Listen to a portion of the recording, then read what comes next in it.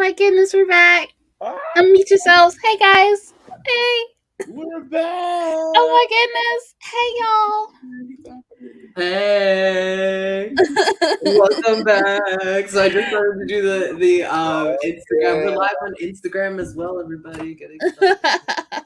Well, hey y'all. Welcome to the season 3 premiere of Geekin Out. Exactly. Hey. Hey. You buzzing? Who's buzzing? He's got. Oh, that's me. Sorry, guys. I'm trying to. Hey. Oh, shout out to Liz. Easy Liz. Hey, Liz. Hey. Yeah, Yeah, we back. Yeah. We back. We back. We in back. here. We here. We It's is been a in long here. time. We shouldn't have left you. Left Get out you. of the yeah. Step two. Yes. Step two. Right. All right, y'all. So my name is Ricky Z. I will be hosting tonight's show. Thank you for joining us tonight. I didn't prepare like I was supposed to for all this stuff. You know how we're supposed to have all the things on here. Like, follow us on Instagram and like and subscribe to our YouTube channel, and we're on all of the social medias. So like, hello, subscribe, hit the like button, subscribe, hit the bell because you want to be able to know when we are going live. Particularly my friends, please click the bell so I don't have Please. to text you the link every week again. I love you. I'm just saying. I just stayed for it, y'all, so it's not me. It does make it easier. It does make it easier. Just hit that like button, that bell, so then you know. Just quick things, and subscribe to us so you can always figure out where we are. Yeah. We get a message. I Geeking Out in most places. Ooh, okay. Keon, who's Keon? Hi, Keon. Hi, Keon. He's one of my pals. Yale for life, Keon. Yay! All right. So, like I said, my name is Ricky Z. You can find me at Ricky RICKEYZ_. That's on. Which one is that one? I feel like that is Twitch for sure. Not. If you want to join my personal Twitter, where you'll see me talk shit about Julie Plec from TVD, you can go to that one for sure. Black Girl Marvel. See, this is my friend from the TikTok. This is my TikTok buddy, Black Girl Marvel. So we're gonna have her on the show soon, because she's about. Look, I'm sorry, I have too many handles. I can't help it. Like, and they're all like renditions because they're not all the same, which is I need to work on. So don't judge me. But no, sometimes that's hard to do sometimes now because a lot of them will be taken. For example, Bad Juju. When I first made it like years ago, nobody had it. It was easy to do. Now to try and like get that handle again, it's really hard. Right. This is like how many people actually have the name Ricky Z? Apparently, a lot of people on the internet have Ricky Z. Yeah. But anyways, I am a social media manager, podcast manager, mom, teacher, fangirl. I will talk your ear off about Bonnie Bennett, because it's what she deserves, and I'll be your host tonight because we're talking about the House of the Dragon. Yeah, if you're like on Black Twitter, it's Dim Thrones, probably Dim Dragons. Honestly, we don't say the full name. And then we have. Why is your name Phoebe? Julian. I don't know. That's actually a very good question. Hi, I'm Phoebe, everybody. Remember? No, because our last episode, our last episode before we left was the Charmed episode, remember? And so we all picked a character, and I guess my name has never changed. Right. I figured that. Yeah, that makes sense. I was like, wait, who am I? Look, Black Girl Marvel. She said, whenever I want to get into a DVD, usually play discussion. Look, right now, whenever, I'm always free for that. Sign me up because we can have I think we could eventually. She gonna have our lawyers find us because that's fine. But it's fine. It's on site. Honestly, it's on site. So Julian, tell us where we can find you. You can find me at Bad Juju with double B's and double D's. Well, at least at Twitch. 1B if you are looking for me anywhere else, technically. But Instagram for sure. Yeah, you can follow us on Facebook otherwise, and then you can find me on Twitch. I do a little bit of gaming on Twitch. If you guys like League of Legends or anything like that, I play Heroes of the Storm, which is like the Blizzard title version of that. It's really good. It's a good time. But yeah. Otherwise, that's where you can find me. How about you, Tamon? Where can we find you? You can find me at Tamon Kane on Facebook, Instagram, Twitter, Twitch. And there's something else I just recently did. I can't remember what it is, but you can find me there. So if you can search my name and I pop up, that's probably me. In most cases. The king of consistency with those social media handles. I wish I could. I wish I could never. Well, I will say he has a little bit of uniqueness, I guess. That helps. That is true. That is true. That is true. Mm-hmm. I guess that's okay. So normally we do a drinking game, but not this week. We'll get back into it. I brought my bottle of wine, but I'm like, am I gonna drink it? There's not really much left. I was like, I'm gonna have it in my arm. I got my soda for right now. It's honestly when it gets a little bit later and like we're later into the school year, I can get down with some drinking, but right now, no. It's a Monday night and I can't do it. Like, I need to be efficient after this. Right. I gotta be able to go to bed and then eventually wake up at a timely manner. That's why you need to We should still play the drinking game though for our viewers who are drinking with us instead. If we are not, we should still. So I don't know if we picked a word. Well, I'm picking dragons. I vote dragons. Okay, we'll be very well. If you're drinking with us, you will be very drunk by the end of this. Good luck. Right. I'm gonna open up my can of soda, but yes. Don't remember the drinking game. When you see the word, hear the word, smell the word, in this case, feel the word dragon, you have to take a drink. Dracarys. That counts too. I'm gonna take it. Yes. See, if you're wondering why there's only 3 of us and not 4, the blur, Julian. The filter. It's a filter. It's a blur filter. Yeah. For your background. So you don't see red light, I suppose. Mm-hmm. So Jermaine is, I guess he's on his way. He should be here soon. So Jermaine is our jack of all fandoms. He should be back in a moment. He's not disappeared. He has not disappeared. Just he's not here with us at this very moment. We'll answer the question. No one got recasted. It's still a foursome. He is coming back. We'll go ahead and yes.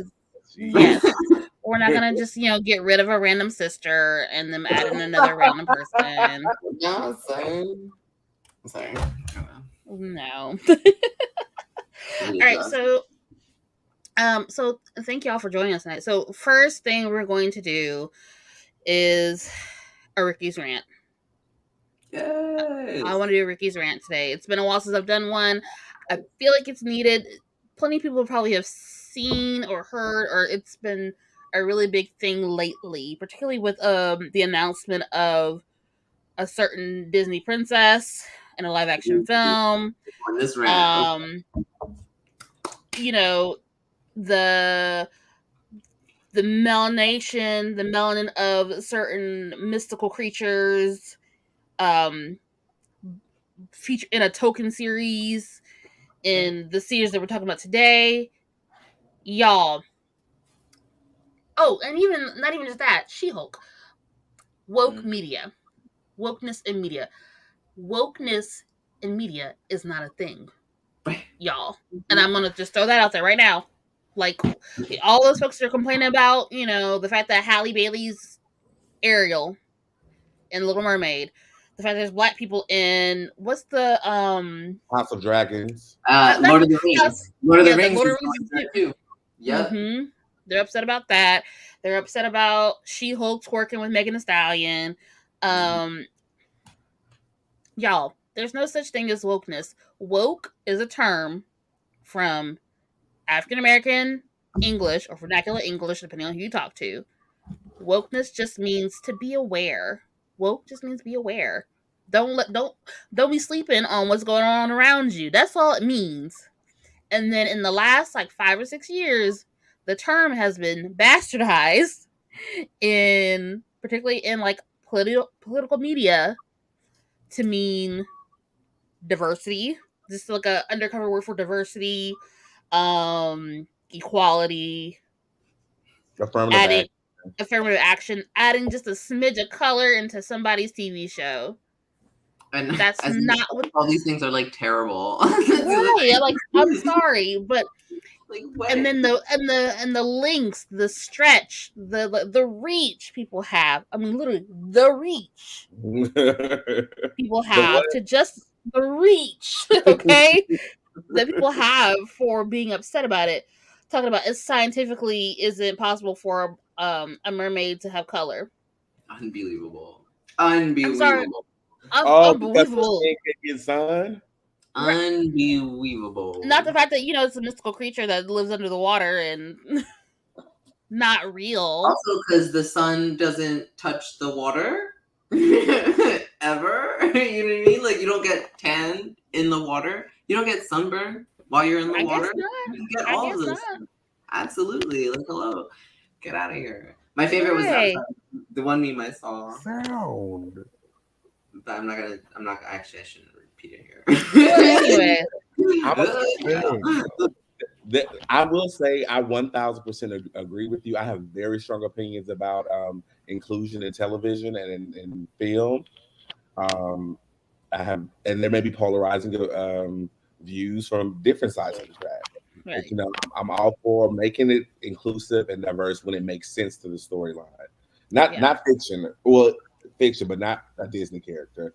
Ariel can be purple or blue. So if we really want to go that route, okay, cool. Let's just make her amphibian. Right. That too, an amphibian with red hair. Are you are you really gonna be upset about that? You want to see Species in a red wig? Yeah. And not just any red wig. It got to be like a clown red wig. They're like upset about that.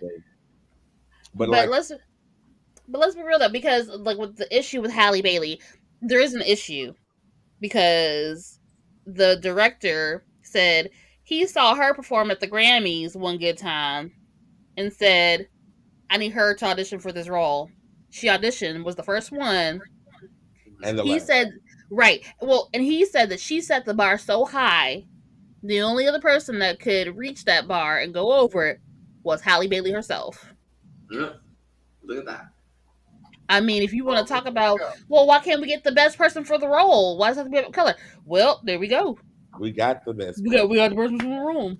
The voice. That's how this happened, because honestly, if it wasn't, if he picked somebody off of like Blackpink, for example, you know what I mean? If they were, if they had wowed him like that, and that was the case, then they would have been pissed about that too. Would be pissed, but it's like, but here we are. This is here we are. And the perfect person isn't always going to fit the look that you think that they would, Right. But if we're supposed to always evolve, that means what we see and consume on television is supposed to evolve as well. Mm-hmm. So of course she may be black, or she may be Asian or blue.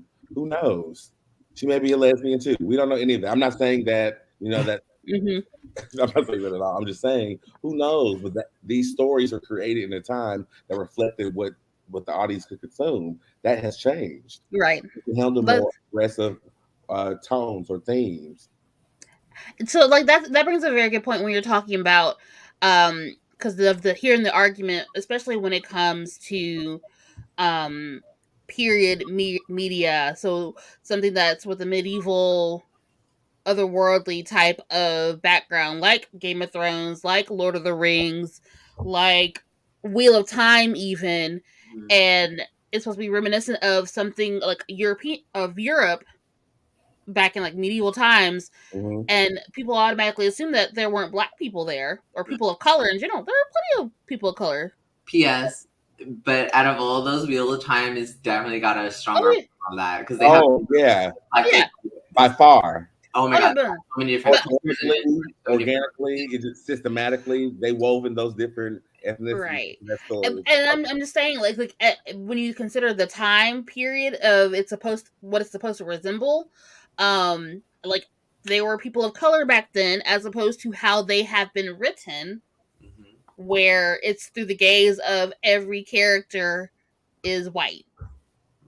Yeah. So That's how they've been written doesn't necessarily line up to how the time period that you're so sure of was back then anyway.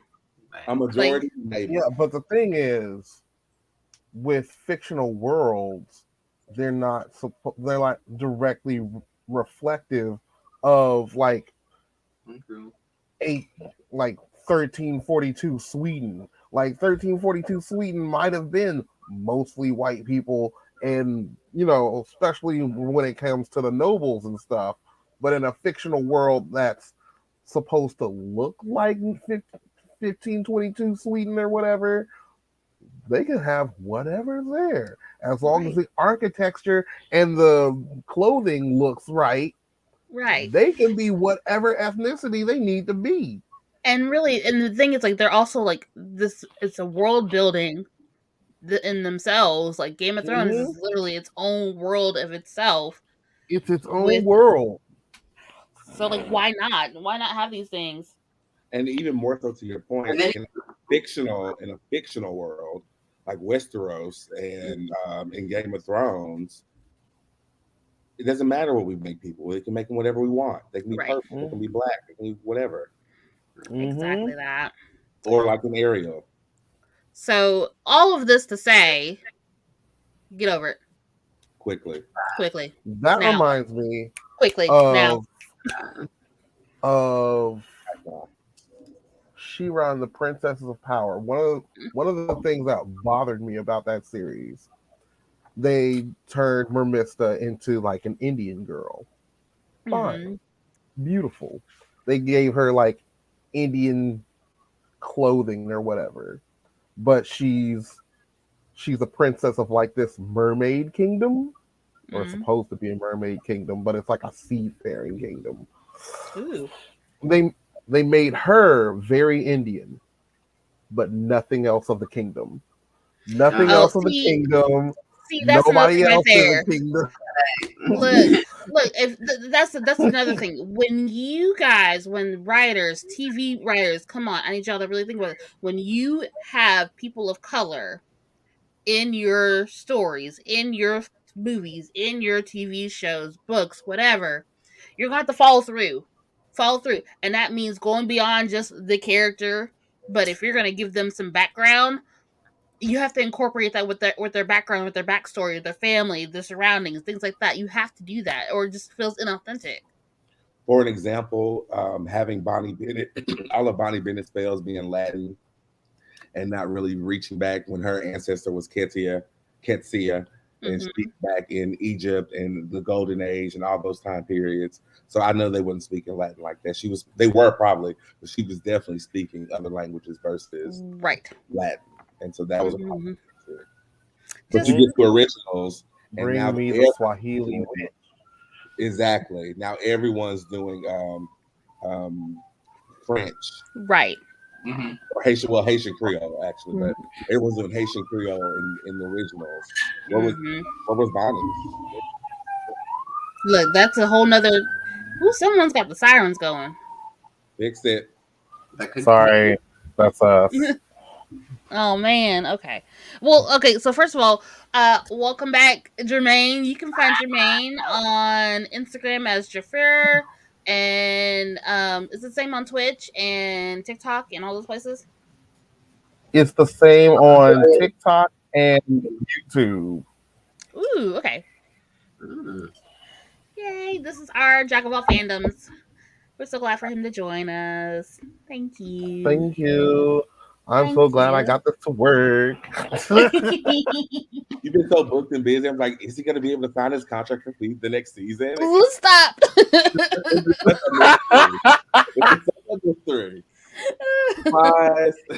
Right.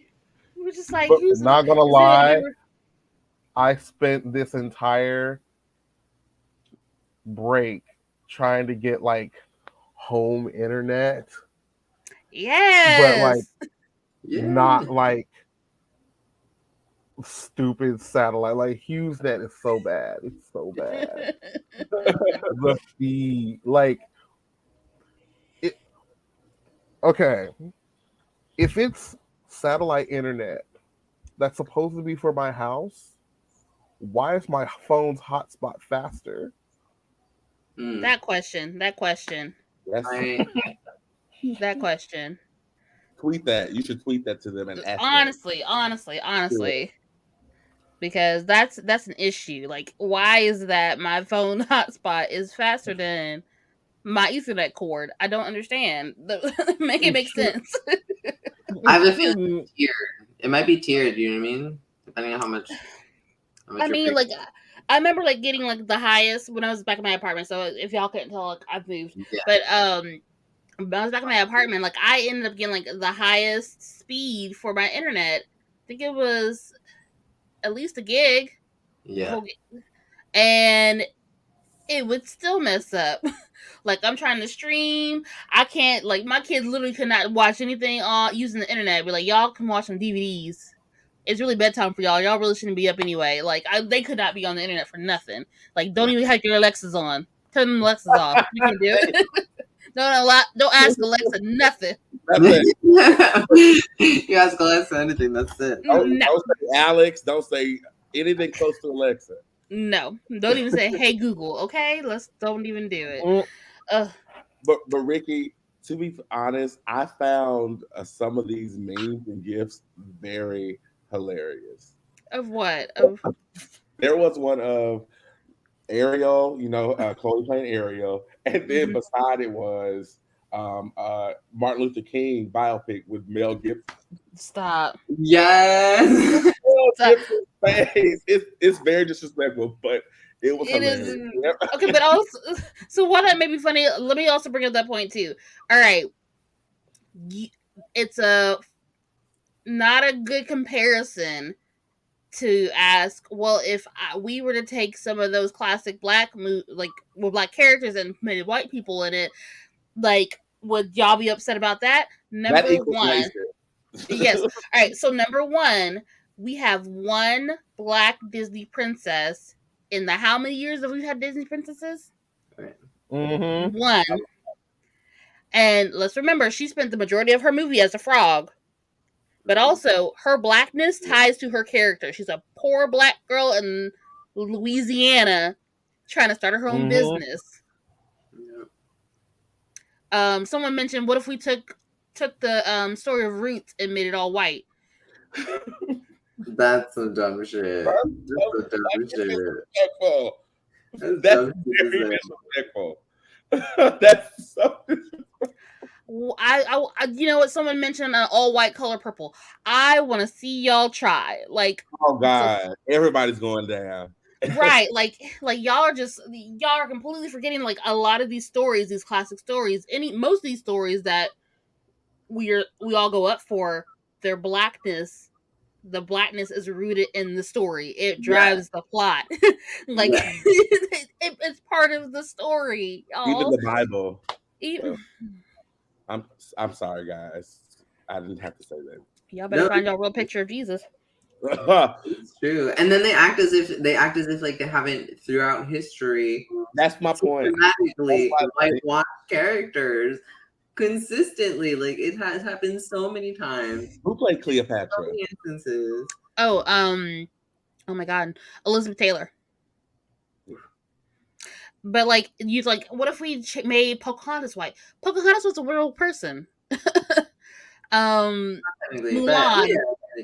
But still, like, her Native Americanness is tied to her character. You know what I mean? Right. But like her real name wasn't Pocahontas, but like the whole, like, her heritage is what drives the story. Right. Mulan being Chinese and being a Chinese girl going to war in the place of her Chinese father drives the story. It's a major part of the plot. Like that's what happens when people a story goes.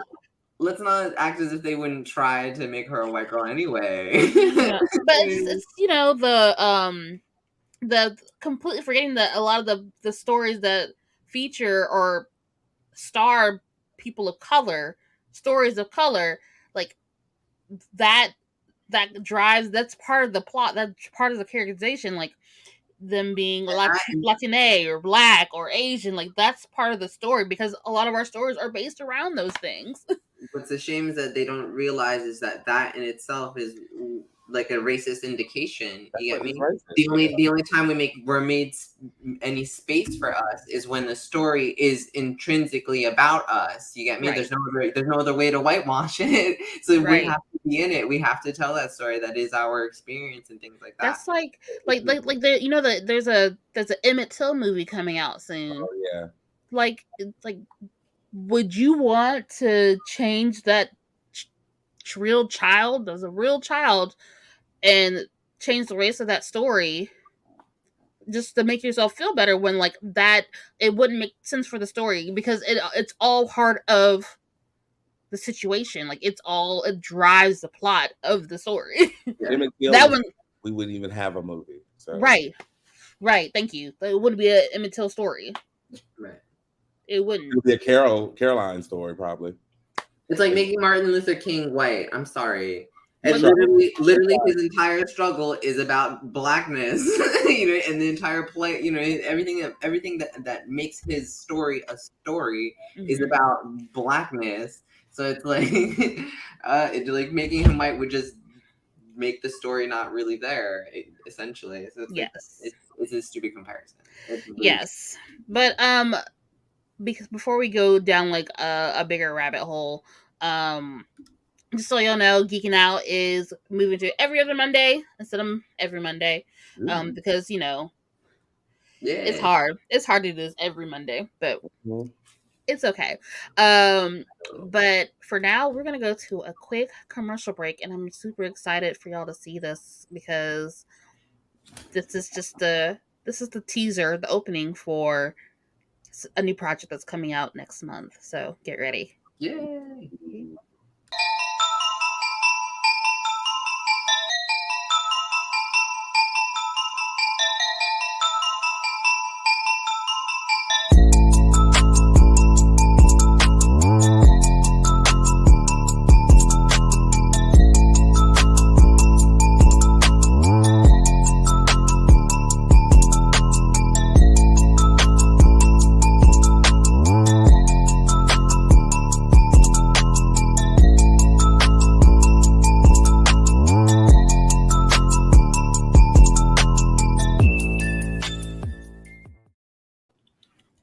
Yay! I'm so excited. Hey, me too.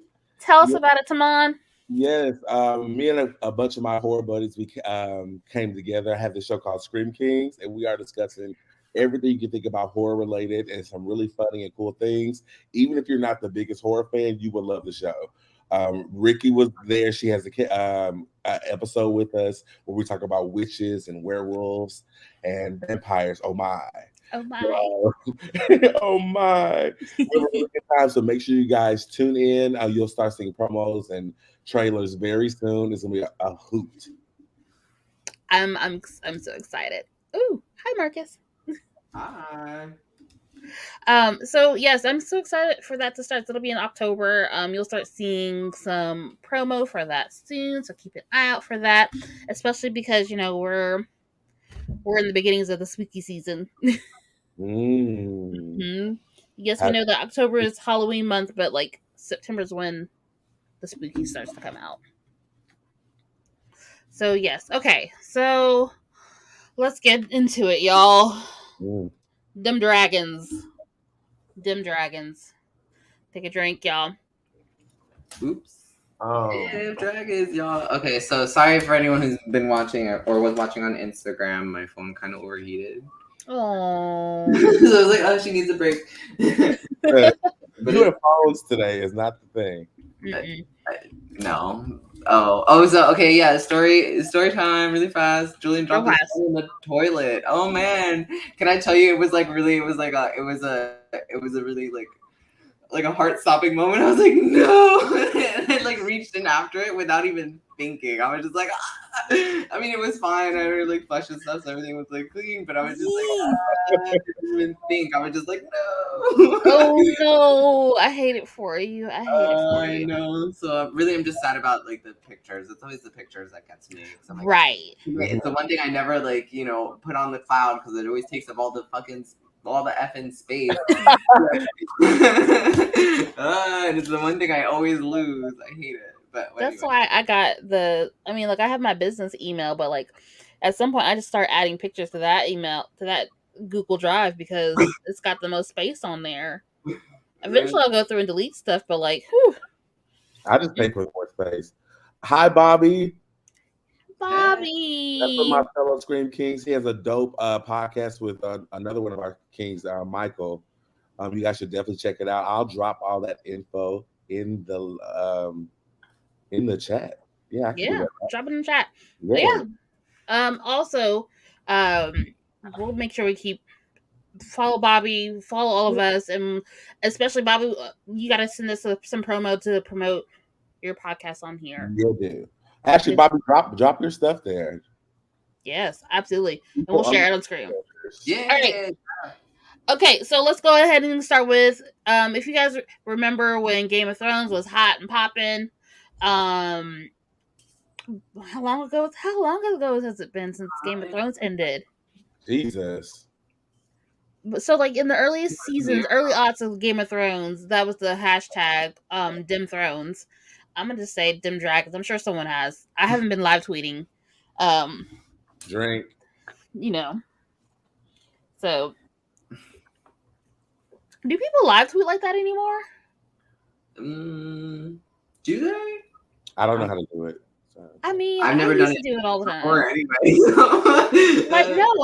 like back when Scandal was on and big, like I'd live tweet that. I would live tweet like TV shows all the time.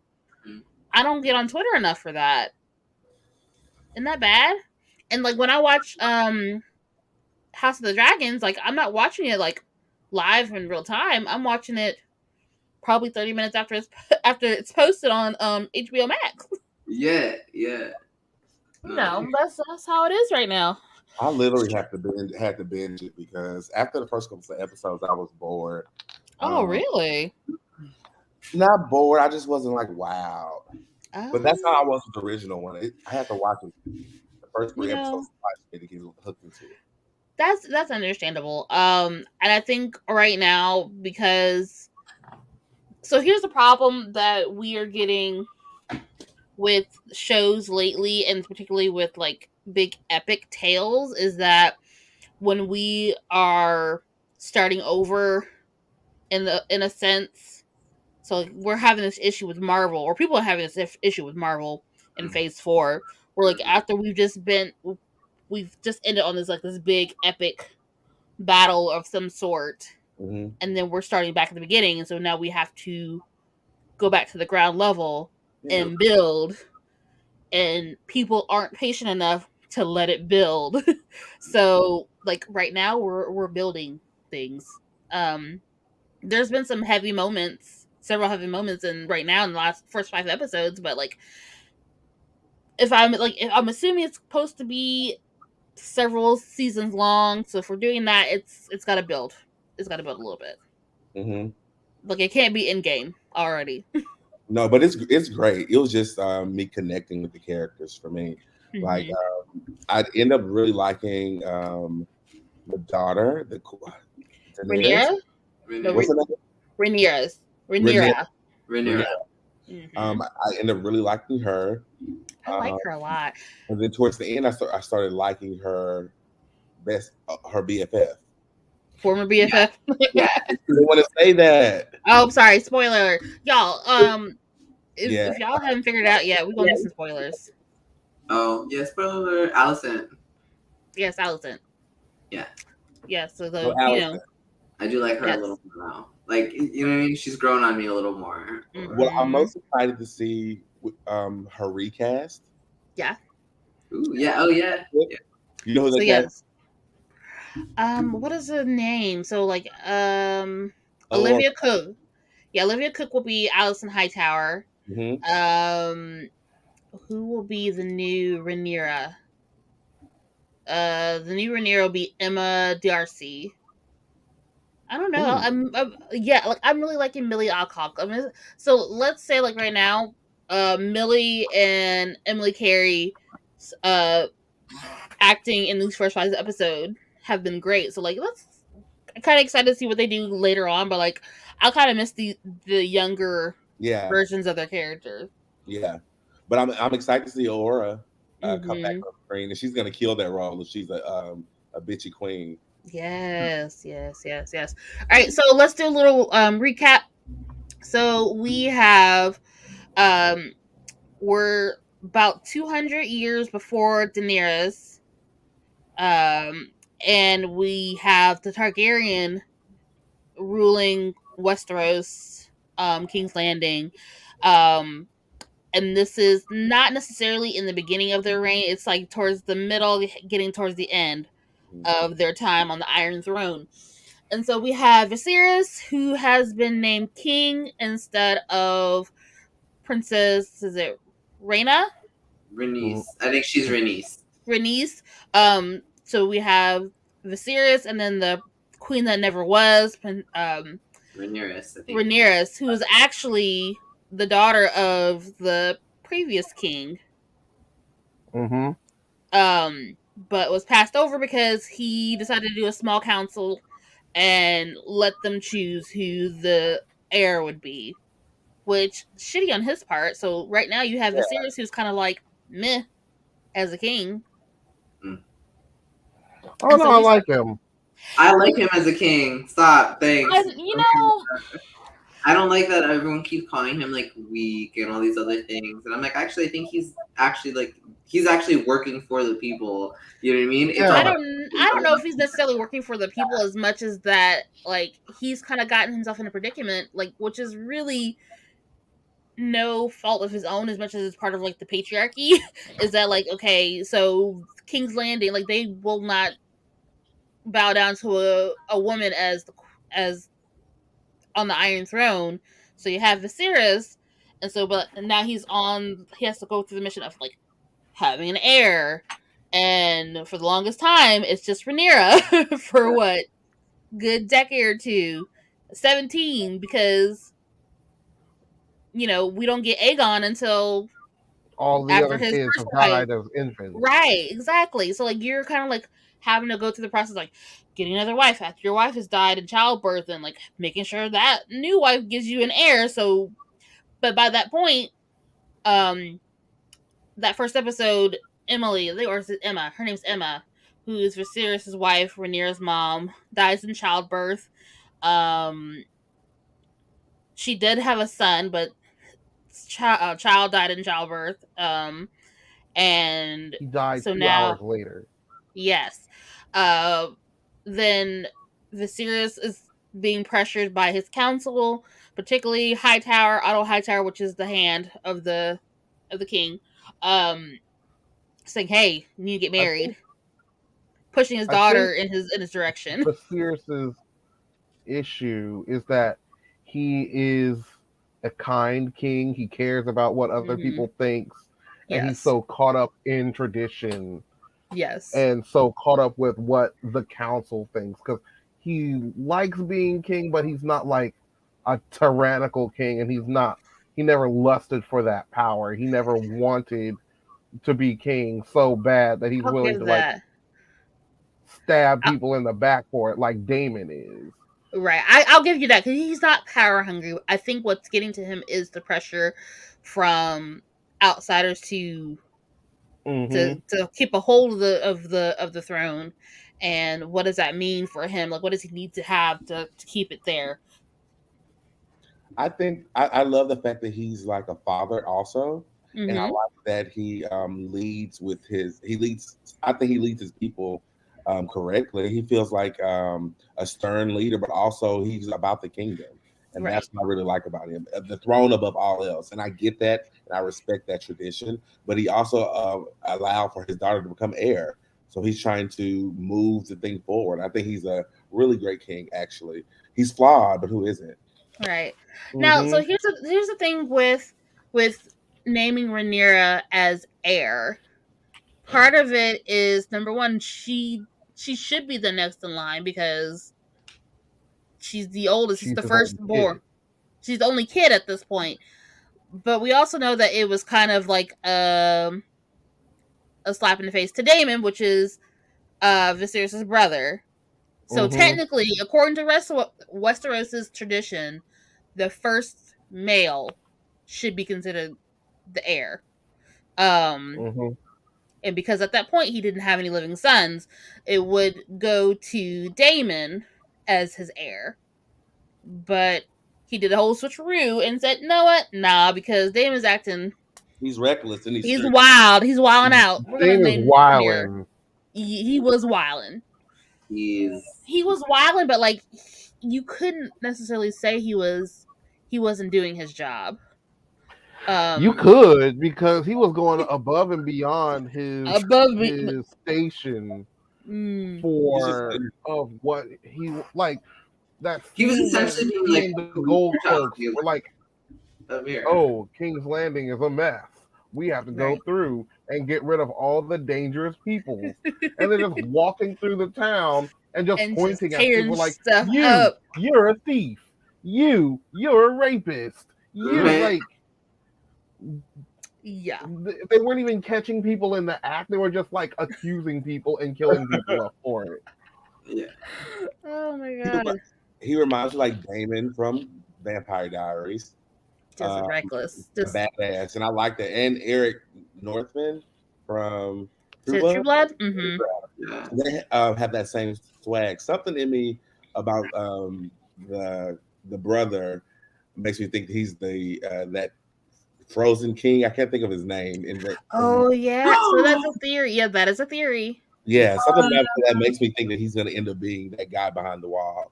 That's a good idea. I didn't even think that, but I would love that though, honestly. Yeah, he has a dragon. Mm-hmm. That'd be awesome, honestly. So that was the first episode. Rhaenyra is named heir, and then there's not necessarily a bit of a fallout, but some scrambling because yes, Rhaenyra is heir, but like there's still this desire for Viserys to remarry, have other children to possibly kind of like not necessarily usurp, but to secure the Be an throne. actual male heir. The actual male heir. Yes, yes, exactly that. Ooh, someone It's says King Henry VIII syndrome. Ooh, yes. yeah, that's the thing. Yeah, he seems more ancient. Yeah. Well, okay, so there's based off of what some of the other podcasts I've listened to and some of the stories that I've heard is that Viserys, was it Viserys' parents or their grandparents? They're the one that built the wall and like were the part of the start of like the Night Watch. And so based on like them like realizing, oh, there's something beyond this part of the kingdom that we ain't supposed to mess with. Prophecy, remember Rhaenyra. Mm-hmm. That's like their family legacy. That's when they built the wall because of the prophecy. Yes, they did that he would one day come. They did the one thing that all anime parents do, which is they fought their war against the Night King, and then they beat him. But instead of killing him, they just sealed him away. And they said, "Okay, we got this. Make sure he doesn't get unsealed, and we're good." And then hundreds of years pass, and later, then he gets unsealed, and now it's your great grandkids' problem. Right. Yes, that's exactly what happens. And I think the problem with that is that like it's the tales of like old Valyria and the old reign of the Targaryen family. Like a lot of things become like myths and legends, and so like everything gets lost in translation between that point when it happens and then like when shit hits the fan later on 200 300 years later. So it's like, what the Mhm. hell? Like, what were we doing between then and now to not have this happen Hunting the again? dragons to extinction. That too. Ooh. Why? That always happens. Ever notice? There's always like the dragon hunt. There's always a great dragon hunt. All great things get hunted. Witches. Dragon hunt, witch hunt, lost. Dragons. I've heard dragons like 4 times now. Oh shit. That's true. That's true. Magic. Yeah. Something that can only be controlled by a few and not many. Americans, people of color, whatever. Look, we got a soapbox somewhere around here. We can get on it. That's the thing, like powerful beings or like magic or power that can only be controlled by a few. And if you're not a part of that few, that makes you pissed off, and so therefore you have to destroy it as much as possible. Right. Ever noticed? Jermaine, you froze. I love that photo. Let me do a screenshot. Right. Someone take a screenshot of this and then send it to us. I'm doing it right now. Print screen. Okay.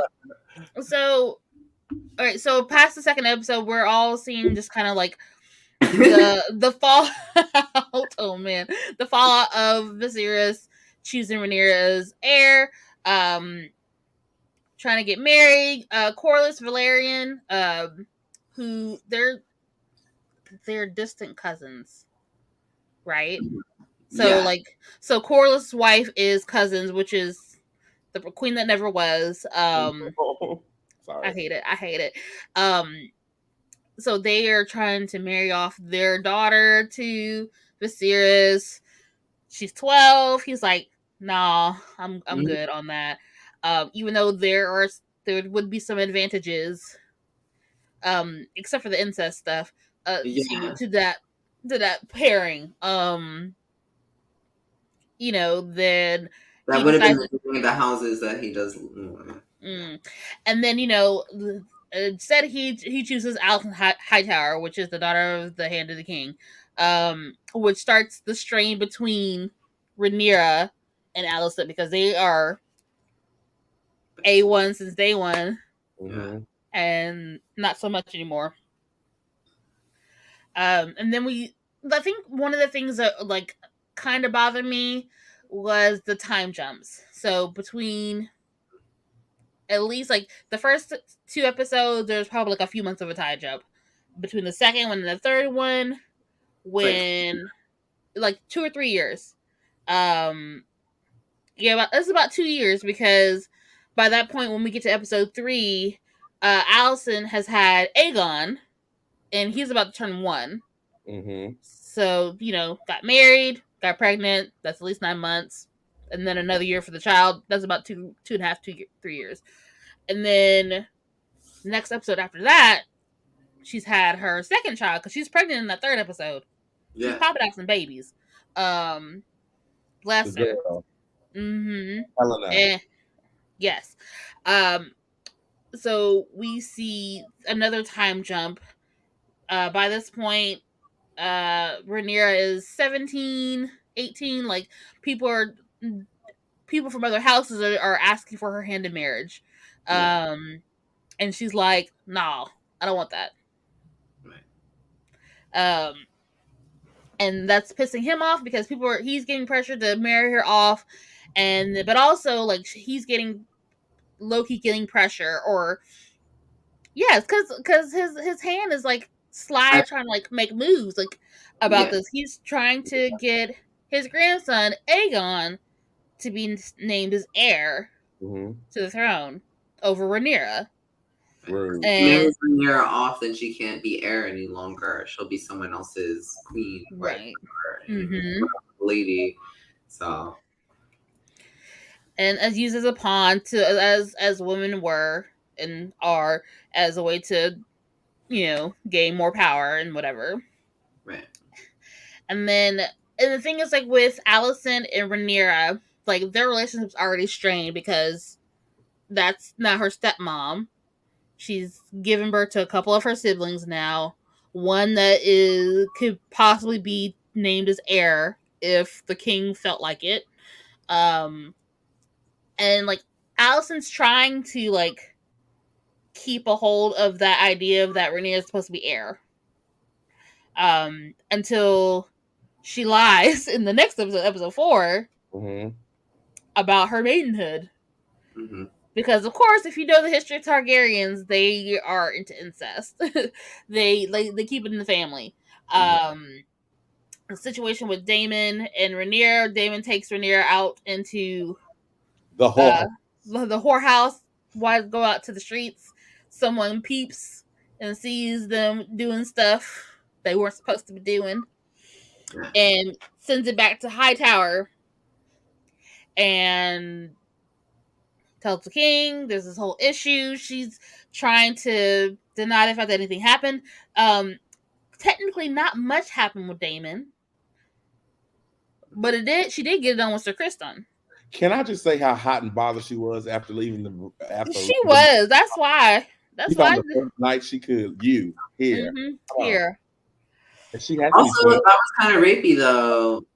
P.S. That was a little rapey though, because it was like, if anything, it's weird because it's in the reverse now, and then even worse so because she's only supposed to be like 19, right? But you know, she's aged between the first few episodes. But when we first see her, bitch doesn't look any different. You get me? You still look like the 14-year-old girl you looked like when they first. Yeah. Like you still like.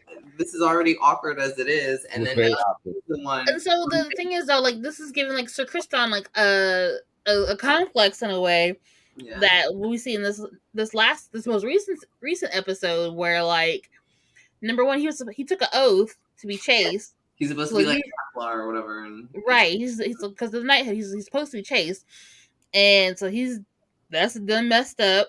He apparently has feelings for Rhaenyra. Rhaenyra's like, I like you too, but like, I'm trying to get this paper. I'm about right. I ain't gonna fuck in the bag for this. But listen, my new boo, he like, if you do your thing, I'll do my thing. Right. You just can't come to the functions and stuff in the meeting. And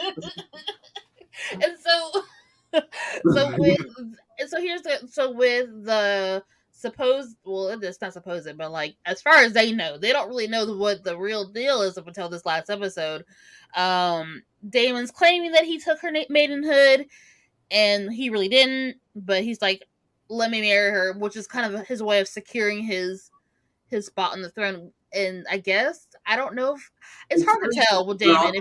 I think but I don't think they're just all jockeying for like a spot on the throne. So but also like there's like I hate to say this because it's gross, but like there's chemistry between them. So I don't know if it's like if he actually like feels a thing for her, and it's weird, but also and so because all this drama and issues has done pissed him off, Viserys is like, you're gonna marry your cousin. You're gonna marry your cousin. But your cousin. But your cousin. This whole thing. You're gonna marry your cousin, son of the sea snake, and we're gonna get this thing back on track. And then of course we like Tamon had mentioned like what's his name? Sir Lanner? That's the cousin Valerian. Oh yeah. Cousin Valerian.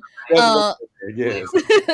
Is like, okay, but Rhaenyra is like, okay, well, I know you don't swing that way, and that's fine because I got my own boo on the side, so you got yours, I got mine, and we can keep it cute for the rest for Westeros. We can keep it cute. I'm so upset. We just have to have one big joint meeting about what this future looks like for the four of us versus how messy ass wow. bitch. How that messy ass bitch got what coming to him because he didn't have to do it that way. Right. You could play your role and shut your mouth. Stay in your lane. So at some point, so I'm trying to do a quick recap. And so this last episode, Sir Criston for some reason turned into a bitch. He didn't know his place. He wasn't trying to be a side bitch no more. He wanted to be the main chick. Run away with me. And do what? And do what? Do what? I just don't understand why the end though. That's what I'm still trying to. That's the one part that's got me. I'm like, why would you clap? Like, where did this come from? Out of nowhere, chaos out of nowhere. I'm just So people are comparing this little rinky-dink wedding that wasn't much, wasn't fit for a princess or heir. Honestly, they are comparing it to the red wedding of the original series. Not even. No, that one had like a purpose. This one, I feel like that's my point. So I get that, like, you know, there's a whole Maluma song about it, entre los cuatro. You know what I mean? So like between us four, you know, like we have this function kind of thing going, but like the two side pieces get into this fight for why? Because the he says to him, he's like, and if anything, he's like, so let's just make this easy. Let's just be the side pieces, and all four of us can just. He's like, I don't want to be the whore. I'm like, dude. That's what you said to her. I'm your whore. We can make this work. You said it, not me. My God, dang. And then or talk to me. And then Kristoff gets mad about it and then kills him over it, which makes no sense to me. It was a hate crime. It was a hate crime. It was. No, because for real, I'm sorry, but like and this is kind of like one of those other things they're talking about, like how it's kind of like a switch on the I'm king, I have a wife, but I got all these girls in the back. Whereas Rhaenyra, she's like, I'm considered the heir, queen, I'm married, but let me have my thing on the side because obviously this thing right here is not really a thing. Yeah. It's a cool approach to open marriage, open union. And you know, and the thing is though, like he reflective of our own misogynistic. It is. Yeah. You know, societies and things. Also, P.S. that whole union of them in general is like, it's very like, you know, you cannot be your openly the sexuality that you are, right? So here you are instead kind of playing at heirs where you get a fake ass wife, you know, and right. Like you all have this agreement where it's like, you know, we look like this in public, but in real life that's not how things are. So I know, and like, and my thing with Sir Kriston, like you would have had it made, honestly. Like, I mean, I guess there's the moral issue of like I'm supposed to be chaste and not do this, but like if that was that plays a big part. I'm like, he's not allowed to have kids with her, right? Not even. So was her kids, and more importantly, Jamie Lannister, and we know he wasn't. Right. More importantly, there's no opting out of that. She has to do that. Her heirs have to be this guy's. So it's like they're supposed to be in love, but like, you know, he wants to have a family, obviously. And you have to pull out, or but also just like, okay, so like if either you play side piece, but you still keep your station, or you don't, because killing the other side piece, right? Like, or you don't, and like, and both of y'all are you know what? Like, I'm sorry, but I'm with Rhaenyra. Like, I'm not down with the struggle. Like, I don't want to do this. If I'm gonna struggle, I'm gonna struggle by myself, and this is not it. Rhaenyra said, "I am the throne." Right. I can't renounce the throne. I am the throne. No, I can do that all by myself. I don't need this. Listen, Aladdin, go ahead and go on the proper ride and go sail on by yourself. Okay? Go back to that is going to be its own thing, because we haven't even seen her on the throne yet, and she's already got all this drama and all this pushback from people that we haven't even seen yet. So that's the throne's nature. I love it. Oh yes, all right, them dragons, right? Yeah. Oh, the dragons. Not the dragons. I love having more dragons. Brontosaurus. Oh, there's like 19 dragons in this bit. Okay, so like let's talk about that. So the next thing I want to do is I want to talk about the characters. We gotta talk about the characters. But before we do that, let me see. Did I say we're gonna do a commercial real quick? No, we're gonna do a quick ASMR. I need to use it. No, so let's do. Vote against the commercial because my connection is shoddy at best. Okay, we'll do a quick thoughts on the characters right now because one moment. Yeah. Oh. He was like, I was really banking on that commercial. It's okay. Okay, so I'm sorry. We'll do a quick. We're gonna do some quick thoughts on the characters right now. So right now, like the biggest thing is because they're about to switch actresses for these characters. So we have Rhaenyra and Alicent. Alicent is starting to come into her own. We see her in the beginning where she's just the friend of Rhaenyra. She's the best friend. She's the best friend. And then, and lucky then her. she gets elevated to, oh, by the way, I'm your stepmom. I'm your stepmom. I'm the queen. But not even just that. I'm giving your father's multiple children heirs, possible heirs. With my dad just kind of like in my ear, your dad's ear. So do you think she's a little jealous of Rhaenyra's ability and room to rebel the way that she does? Where Alicent, for sure. Alicent has to play by the book. She has to do her duty. She always has to be obedient. Well, she feels like she has to do her duty, and she feels like it is her duty to make her dad's dreams come true and do what her dad says. So annoying that is. She's that best friend. She is the Harper to Rhaenyra's Alex. If we're talking Wizards of Waverly Place. Stop it. Stop it.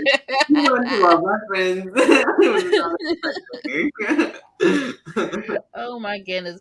I mean, because think about it though. So I definitely believe that she was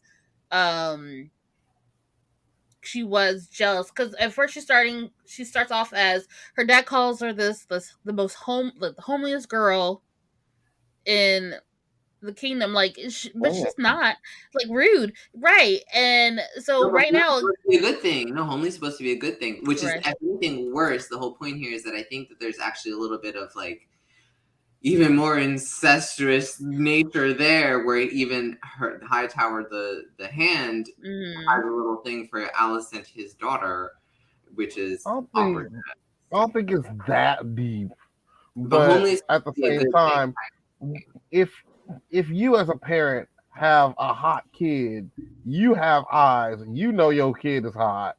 You're going to tell them. But then, I mean, and in that respect, he also, I guess that's true. That's an observation, I suppose, you can have, because he uses that to his advantage. That's why he pushes her, you know. Yeah, it's no different. It's no different from going to school to find a doctor to marry.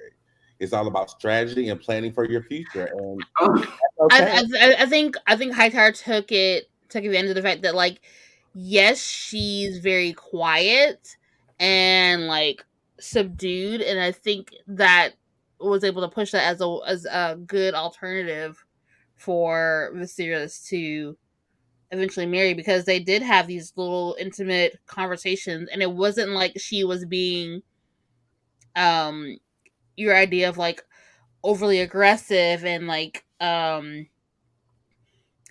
suggestive to her. She was just kind of like sitting there talking to him, watching little crafts his little shit together, whatever. Anyways, but she just kind of she was able to insert herself in a way that like a good foundation of a friendship could start for him to feel like he could trust her. It was really genuine about it, if anything, and I think that played to her strength, I guess, was that she genuinely care. You know what I mean? She knows that he's actually a caring person, because I think what helps is because she's Rhaenyra's bestie.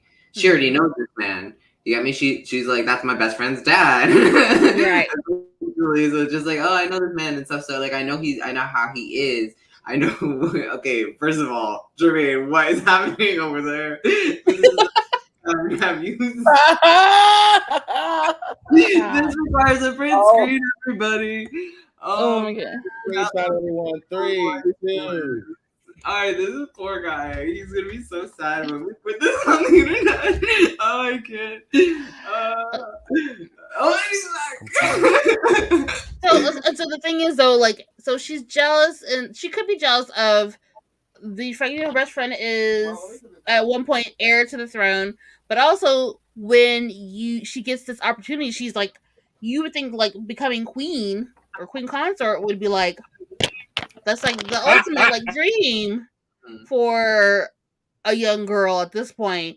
And then it's like, okay, yeah, I'm the queen, but I'm just here to pop out babies. I'm really with the machine. I get filled up and I put them out. Filled up. Right. Essentially that. But I'm wearing nice silks while I do it. Hey, my hair is always quaffs. I guess. Yeah, I am still queen. So. And my nails are double-edged. But then there's the whole like idea of like what you're allowed to do even as queen, and how you're having to keep up appearances. Whereas Rhaenyra, she does in a sense, but also she's free to do what she wants. Like, she's free to go ride on a dragon for the most part, and just kind of stay away if she wants to, because she doesn't want to be there around her new stepmom and siblings. She used to be like that. I don't think she's really allowed to do that so much now. And I think that maybe in like the first episode, the second, but they do a lot of jumping between. By the time we hit that 3-year jump, I think that she becomes a lot more mature and a lot more attentive to her politicking. That's the word. Yeah. You know what I mean? So, but what I think is also, even though Alicent is kind of stuck where she is, and she's like, oh, I'm the queen consort, and what am I doing? I'm just popping out babies. I think that she actually does more, but we don't see that in the show. But I think maybe in the book, she's a little bit more politically savvy. So she jockeys around the court a little bit differently, because if anything, she's learning that from her father, who's expert at it. So there's thrones and the game of houses going on in the background. There was a moment before, I think it was before the biggest time jump so far, where I think the princess was outside. She was either reading, drawing, or writing, and she had a harpist or someone out there playing. Yes.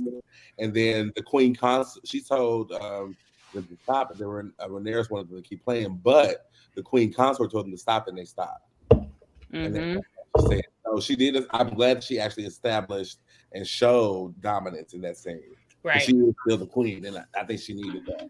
Yeah. I agree. So thoughts on Rhaenyra. So I agree to like Rhaenyra. I was looking at her real crazy, where the fourth episode, where it's like the issues of what she was doing out in the town with Daemon, and is their maidenhood still intact? And she's like, straight up, I swear on my dead mother, no such thing happened. I was not touched by Daemon. But she wasn't. She was touched, but nothing was consummated. She said he didn't. She said he didn't lay a hand on me. She did say he didn't touch me. He did touch her a little bit, but he touched her a little bit. But the fact that her maidenhood was not intact anymore. Right. It's just the thing is that they didn't know who did. That's what they were alluding to, but she, they're all going by technicalities. So then she's all like, well, you're talking about Daemon. Yeah, of course. No, nothing's happened between us. But it's like, but you doesn't change the fact that you still lost your virginity, girl. That's what I'm asking you. And I said, ooh, she's just straight up lied. I was like, okay, girl. But he lost his virginity too, right? Who? Kristoff or Kristen. However, I think maybe. But again, I mean, supposedly that a man, they wouldn't even question it. They wouldn't care to question it. He said that.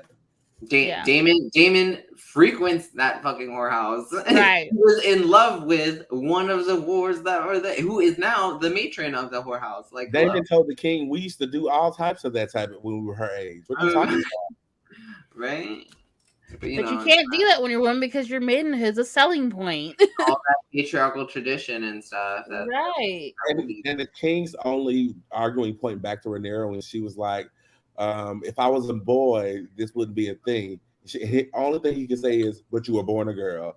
And that's what this is. Right. In the conversation. Right. That's called parenting. However, what's frustrating about that, of course, is that, yeah, we say that, and then here you are telling me stories that I am the dragon, I'm the king, I am the throne. So then why is this a problem then? Then why is it this way, Dad? Right. But then that's the thing. That's something that I think he would work towards changing, and is obviously is physically working towards changing, which is kind of what speaks to what's great about his character. Even though he isn't a great king by the king standards that they have been traditionally looking for, which is warmongering, which is only there for profit and to increase the kingdom's power versus reigning over the kingdom, which is really what that job is for. It's not to increase your power, it's to govern the people that you are there to control. I suppose, but mostly right. But but for a lot of them, and what we've seen in history is what do we need to do they to dominate keep dominate the throne and make sure that the throne stays within our family, and for years to come. Yeah.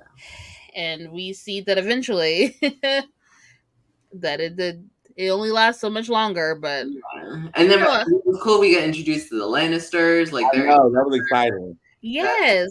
I'm really excited to see how they take over, and I think that they get their way via the hand. But although I'm not really sure, because when he had banished Hightower, it was like, who's going to be his hand now? That was like the big question for me between episode 4 and 5. Well, 3 and 4, I guess. But I don't know. Aegon does become king, right? Aegon does become king, or is that the previous king named Aegon? No, I think Aegon does become king. I think this Aegon. The Lannisters take over after they kill the Mad King. It wasn't the Lannisters, though. It was the Baratheons. Lannisters were onto the throne until after Baratheon died. Right. So like 100 years. The Mad King was Baratheon? I thought he was a Targaryen. No. The Mad King was Targaryen, but the one that took out the Mad King was Baratheon. No, the one that was Lannister, wasn't it? No, it was a Baratheon. You're right. No, then who did Jaime kill? Why isn't he's the king killer? Aegon. No, because what I'm saying is Baratheon took the throne after the Mad King. Yeah.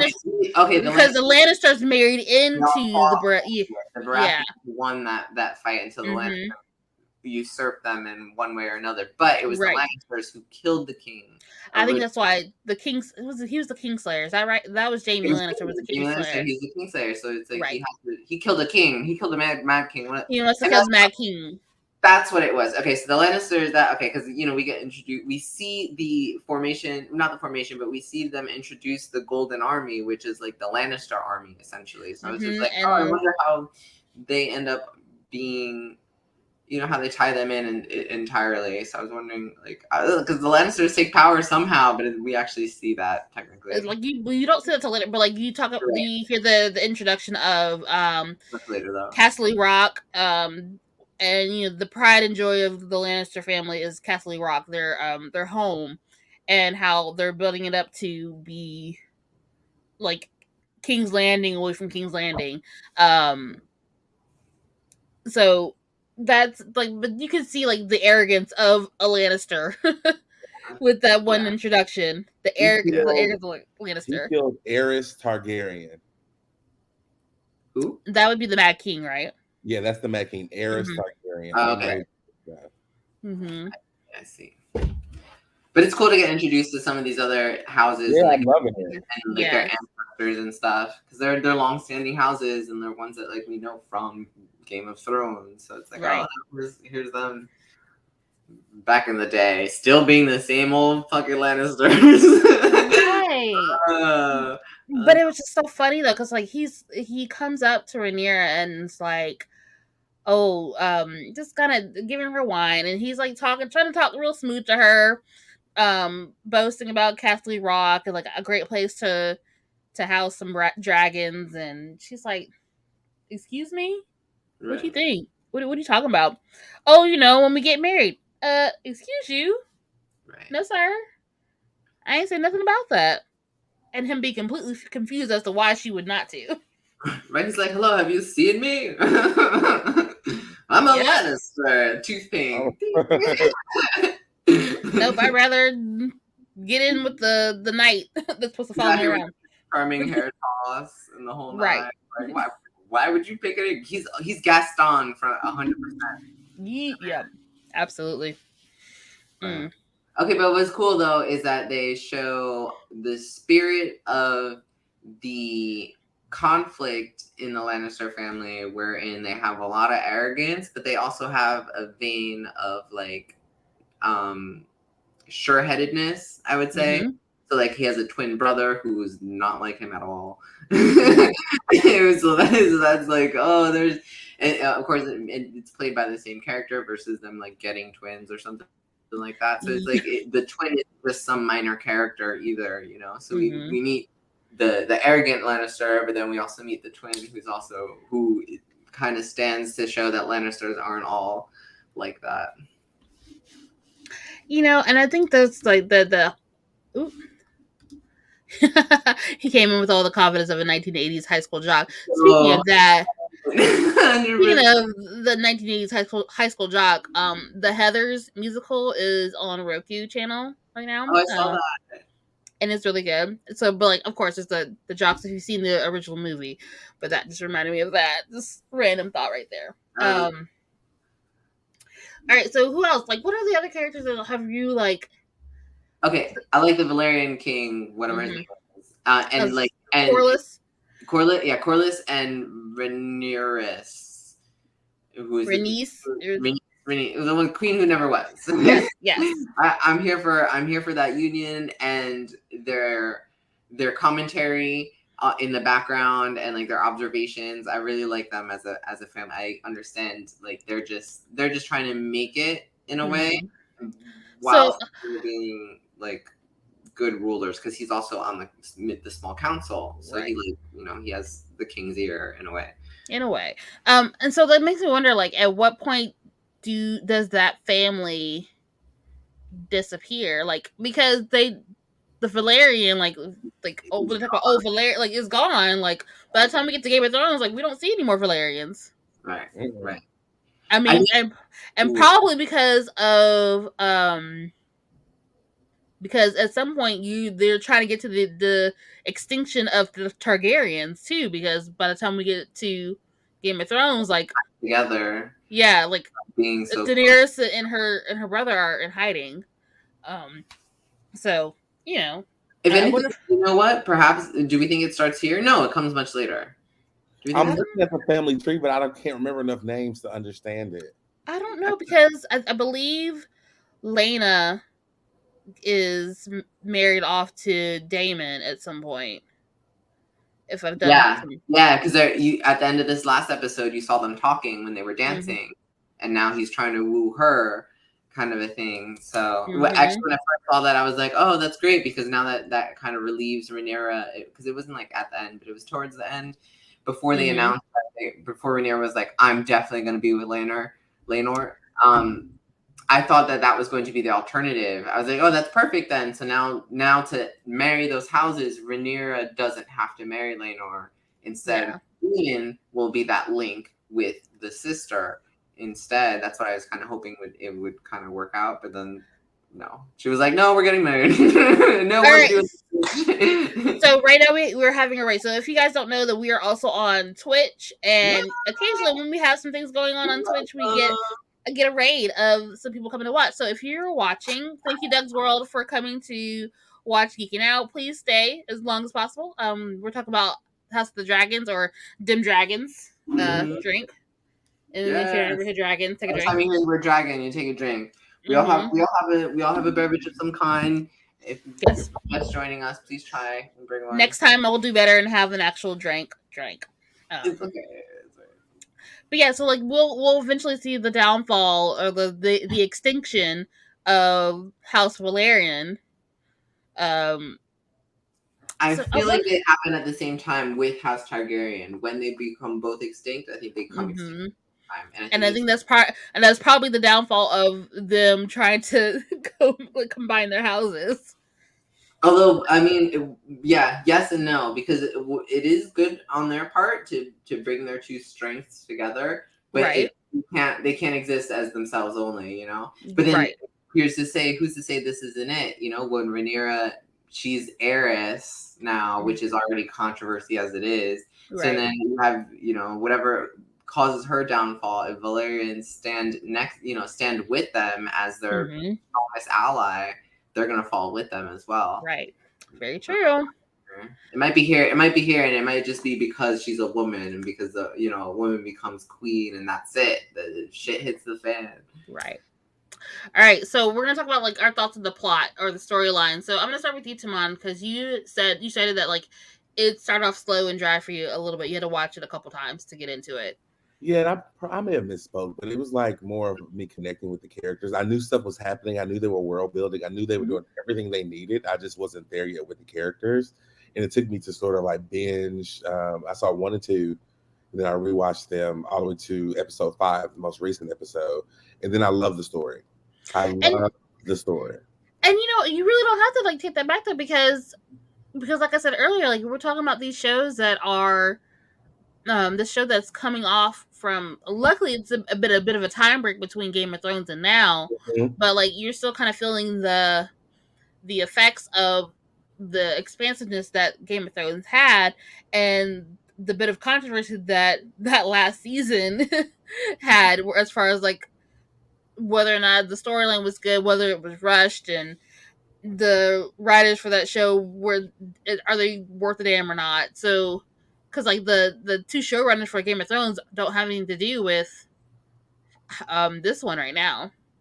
They exited, they jumped ship or something. Yes, and so I think you kind of have to keep that in mind.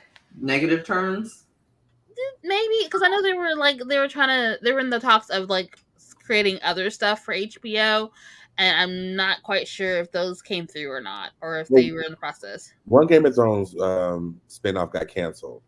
I'm not sure which one it was, but I know they have another one coming with Naomi Watts. Okay.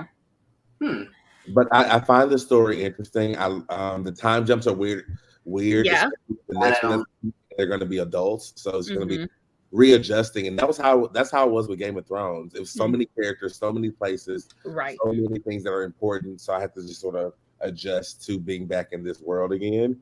Yeah. So that was sort of like my hold up into watching it. But I enjoy how they address modern issues that back then. So it makes it feel like everything that we go through now has always happened before. The messiness in marriages and weddings and outing people and being the messy side piece, because we had that. We found out about that, and we had hate crimes. It was just like we had some hate crimes. that wasn't this. So woke. Look, it's true, but it's funny because we talk about like as if we're framing modern things in I know we were talking about like wokeness in Hollywood not too long ago, right? I don't think it's really that. I feel like it's sometimes a lot of these things did exist at those times. I mean, women were considered less at that time, so like that the equality fight. Property. It was somebody's problem then too, because it was a fucking problem then. It's still a problem now. Yeah, it should like, and I say then because like we're talking about fictional place and fictional time and a fictional era, but that era is based off of a past one of our own, right? Based off of a reality of some point. Yeah, and that's the thing that we have to think about with fantasy in general. Yes, it is fantasy, but it still has the bias, the worldview of the creators of that fantasy. So, and one of which also being the fact that if all of your characters are one race and one color, that is sometimes that is generally usually the bias of the creator. So right.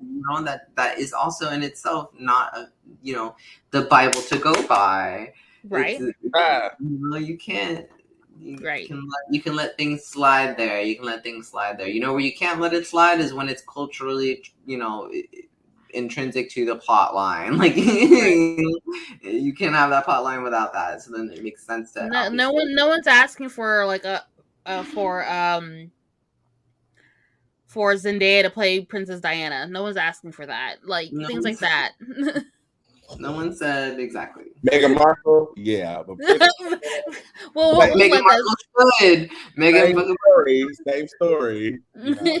We'll let that slide. Absolutely. Yes, but then also like nope, because the devil doesn't need more advocates. So I'm going to leave that alone.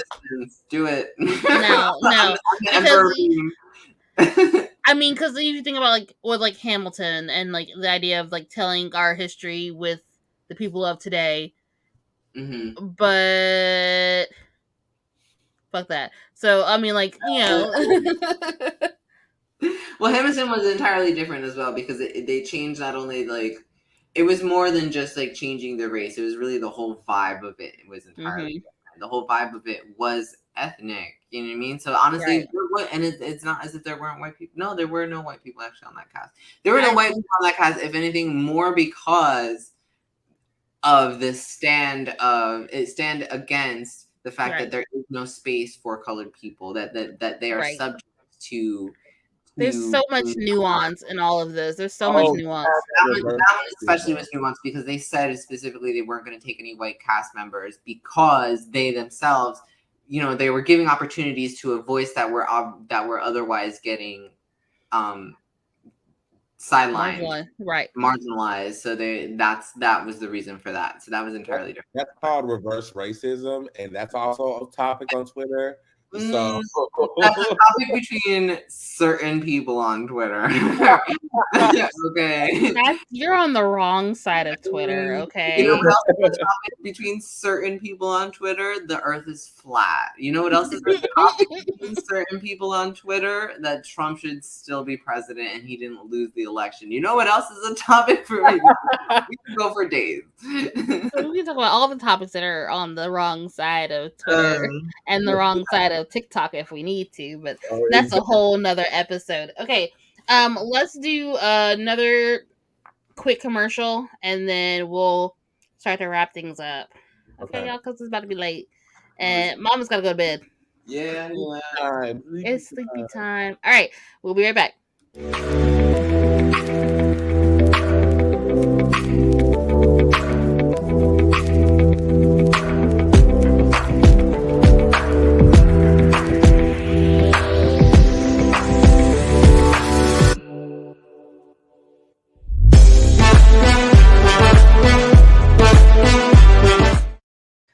Anyhow, we're back. Yep, that's me. Hey, that was because I need the managing of the podcast and I need to produce things of the shows and things. So if you have a podcast, video podcast, that idea that you want to get started, not sure where to go, what to do, hit me up. Yeah, I'm your girl. I do all the work on the background, so you don't have to, and you can just focus on the talking. Oh yeah. That's my job. That's my job. Okay, so back to my run of show, y'all. Oh, there is one. Let me check. What are we on? So comparisons. So comparing the two, like this is a prequel to Game of Thrones. So how's it comparing so far? It feels the same. It does feel the same. Yeah, it does. What I will say is that there isn't enough mystery in the magic yet. Okay. But I feel like Game of Thrones, Game of Thrones was 8 seasons over a long period of time. I don't remember. So perhaps it was this slow at the beginning before we saw any of the magic. I think so. Yeah, Melisandre did little things, but I'll expect this series to actually give us magic because I assume magic dies out like in most cultures. Like, oh, dragons disappear. Right. I think that's the thing though. So anymore. Yeah, I think, but if anything, magic doesn't. I feel like the magic isn't really part of the world in this case because dragons almost are like elephants in a sense, just they're there, and they might be slightly endangered. There might be a little special thing about them that they're not so common, but people know. People don't think they're weapons. They're like those shits are real. And so I think that's the main thing that's the biggest difference is like we don't have the world of the dragons in Game of Thrones. And by the point that we have Game of Thrones, like everything is so like mythical, like literally myths and legends. It's like when these things do pop up, it feels like, oh my gosh, that's different. Or at least it feels that way in comparison to the story. Okay, so I only say because I did a little bit of reading on the dragons because I was like, okay, there's like a lot of dragons and I don't know their effing names. So I was like, okay, let me find out. There's like 19 different dragons, but they come from like a one region particularly. So I feel like when we see that region, that's when like when we explore that area, because that, you know, that's another thing. The world always opens up after the first episodes and stuff. So when we actually see that region, perhaps if we do, then we'll actually see a little bit more of that little bit of razzle dazzle. But I still think, I mean, it didn't feel like there was as much of it there. But I mean, this is also the first season. We're only 4 episodes in.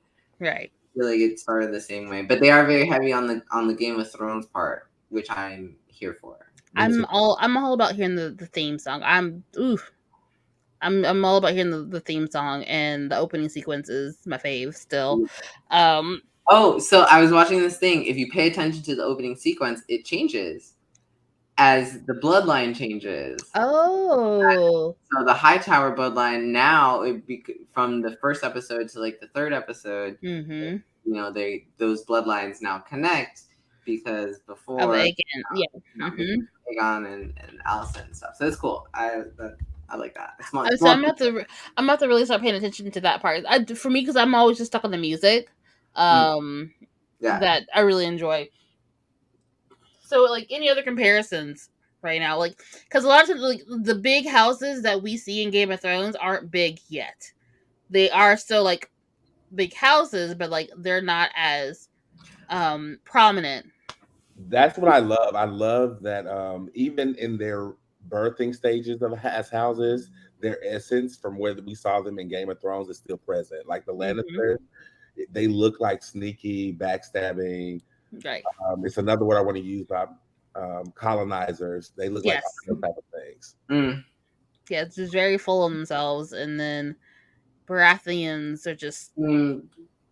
It's weird though, because like the Baratheons I liked in Game of Thrones. I'm trying to remember, like, was it beyond like the one king, like the one Baratheon that like eventually dies? Because really, like after that, were there any other Baratheons after him? Because none of his children were actually his children. No, there's only brothers that were there. The one who was king who died, and the other one who like ascended, I suppose, after, but then also died. So really, the Baratheon line died in Game of Thrones, didn't they? Essentially. Oh no, because he had bastards. That's right. Because there's the one, that's right. I'm sure he dies too. I'm sure he dies at some point. His face. Yeah, because we gotta. I don't have the patience to rewatch all of Game of Thrones right now. God, no. Like, I don't have the patience to rewatch all of Game of Thrones and then try to keep up with but it is cool to House see of the Dragon still here, and like, you know, the essence of them is still there. I like that. Which is funny though, because like the Hightowers, I don't remember any Hightowers in Game of Thrones. What was Littlefinger? Littlefinger was what? Hightower, right? No, he wasn't. He was a silvers. He was he made a name for. He had no affiliations. That was the thing about Littlefinger. He came up entirely on his own. He had no family backing, and he just made a name for himself with help from the Stark wife, the Stark mom. Yes, okay. Because he loved her, and that's what made him fall in love with her, because she helped him politically like ascend and stuff. So like, he kind of had a thing with her, more or less. Ooh, yeah. Okay, so what's to come? So, you know, like, the thing is, like, we could read a book and figure out what's to come or what is possible, because, you know, sometimes they take liberties. Or we could just, you know, enjoy the ride for what it is. I'm here for the ride. I'm here for the ride. Yeah, I really like the whole patriarchy. Okay, but this is like a big thing these days, and especially in fantasy, at least, is like this whole gender dichotomy, and so it's like it's really speaking to that I really enjoy. You know, it's cool. You know, it's good stuff. What was the queen who died's name? Emma. And what's the new queen name? Alicent. Her name's not on this list. So Alicent. So there's a but Allie and then Cent doesn't change. Emma is like AEMMA. Yeah, Emma's. Or is it Emily? Is it Emily or Emma? I don't know, to be honest. I'll do better about this, y'all. Honestly, I think like, I think they're all like a version of Rhaenys, of Rhys, and all those things. No, I have Sierra Targaryen. Is that the princess or no? She's the daughter of King Aegon. Oh, she might be the princess. That's later. Oh, Aegon V. You know, sometimes. Is there a Bertha Blackwood that people know? The parents of Palm Tree, like getting ready to call the parents about PTA. They're alive. So and so were cousins, and that was our grandmother, and therefore, like they're like the biggest problem is that they're all we're related in this way. Wait, what is this? Who is this that we're talking about again? Any of them. All of them. And the queen was. No, that is the mom. Rhaenys' mom. Rhaenys. Okay, so Rhaenys' mom. Wait a minute. I don't know Rhaenys. Because Rhaenys was the actual child of the king before Viserys. Or was he the grandchild? I'm sorry, what is her name? Rhaenyra? That's what it is. Rhaenyra is the one that's here now that we know of. See, look, this is so much work that we're gonna do later. So if y'all are watching still, help us out. But also, it is Emma. It is Emma. AEMMA. Yeah, that's Emma. That's Rhaenyra's mother. Okay, so thoughts? Are we ready for like more episodes? Are we excited for what's to come? Like, how long do you think this series is gonna last? Like, because like they've already skipped how many years now? Like at least 5 years in between. That's the thing that's kind of like gotten me. I was like, I feel like we are just jumping ahead for some reason. There's a lot. I mean, if you're trying to do from the point we are now to where we get to where the Targaryens are pretty much extinct or on the verge of extinction, we might be hitting. Oh, sorry. Go ahead. I mean, like if we're trying to get from that, like how long or what's the longevity of this show? Like how far they're trying to take with this? I feel like we're doing that 2 season model where 2-3 season model where, you know, they do the first and second season and they kind of like wrap up a story arc in that time period, and the story arc is generally like the main plot of the book, the reference, and then anything else after that when they start to really take creative liberty because they've already wrapped it up essentially in the first like two seasons. So I'm hoping that's not where we're headed, but we'll see. So I guess I'm gonna have to. If I'm gonna start reading a book, I guess I could start doing that. No, I'm gonna get the Audible. I'll get the Audible. No, I got a credit. Well, we will take it as it comes. We will take it as it comes. I will take it as it comes, but I'm like I still want to like if the story is as expansive as it is, like I'm not gonna be able to like fully pay attention to the book for that long at a time. So like I'll do bits and pieces and then try to not get too far ahead of the story. Yeah. Wikia, they got a nice Wikia page. Yeah. Oh yeah, but you still be reading them for days. Have you seen those books? That Wikia page is like huge. Okay, but can I also say that like the Audible where it's like a tie-in with the HBO series is like $42. Bitch, marketing on Audible. Shit, let me look at my phone. Let me see how many credits it takes. Anyways, welcome to capitalism. Hello, it's popular now, so of course it's super expensive. Yikes, this is not okay. Yeah. But anyways, all right, so we're gonna go ahead and wrap things up. Hopefully we'll see Jermaine again. He will join us soon in the future, but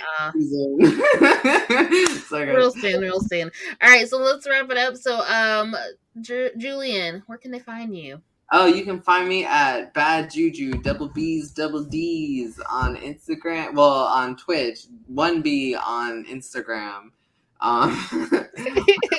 All my measurements are off on Instagram. I think it's because they have square photos instead of the full size ones. Anyway, the point. I mean, the double D's, double B's, they're never the same. No one gets measured correctly anyway. It's all right. Right. One's always bigger than the other anyway. Exactly. Mm-hmm. That's how it works. Anyway. So, catch me there. So like, subscribe, follow, hit the bells.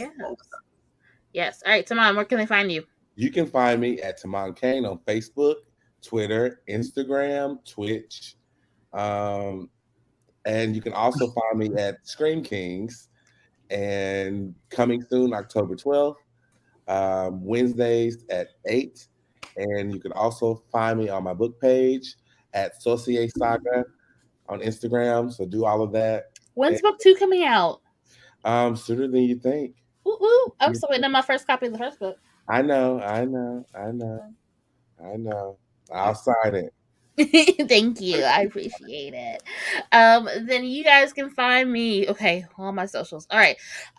You can find me on TikTok at RICKEYZ, Ricky Z. So Ricky with the EY. As well as on Twitch at Ricky Z _ Ricky Z Social on Instagram and Twitter. If you Google me, you can find me. And find me on Facebook and all that stuff. And, make sure you like, subscribe, push the little bell, so you can keep up with us on Geeking Out.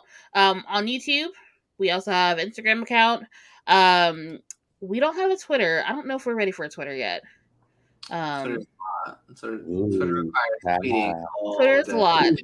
Twitter's a lot. But also we do have a TikTok. So if you guys feel like watching little clips of us there and interacting with us there, we're on there. So yeah, thank you so much for watching the opening of season 3 of Geeking Out. We talk about the House of the Dragon. Them dragons. One for the road. Oh, I know, right? Roadie. Mm-hmm. Who's Julian, you next? Yeah, so I'll be hosting the next episode in a couple of weeks. I don't remember what day that is. Wait, I can tell you. Just know that it's every other week. Oh, so October 3rd. The very beginning of spooky season has begun, y'all. Oh, we're excited. So October 3rd, we'll be back right at the beginning of October, and we'll be talking about She-Hulk. So and it's got its own little bit of controversy, but do we love it? Do we hate it? I love it. I love it. I like it. I like it a lot. But like the controversy though, for sure. Yes, absolutely. All right, y'all. So that is us up for us tonight. Thank you again for watching. Make sure you like and subscribe. Find us on all social medias. Make sure you share the episode too. Yeah. If your friends or family were able to watch it tonight, share the link from YouTube and watch it there. And we'll also do a replay of this episode next week. All right. So, deuces, y'all. Good night. Bye. Bye.